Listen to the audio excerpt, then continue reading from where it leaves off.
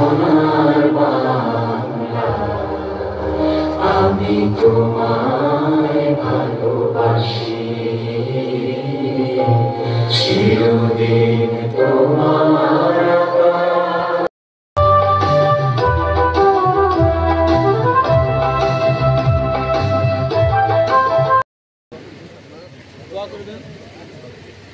আল্লাহুম্মা সাল্লি আলা সাইয়্যিদিনা ওয়া নাবিয়িনা। জনপ্রিয় নেতা জনাব জাভেদ মাসুদ মিল্টন, আহ্বায়ক জেলা বিএনপি, মঞ্চে উপস্থিত আছেন আপনাদের প্রিয় আংখোলা ইউনিয়নের সম্মেলন প্রস্তুতি কমিটির আহ্বায়ক জননেতা জনাব আব্দুল আওয়াল। স্বাগত বক্তব্য।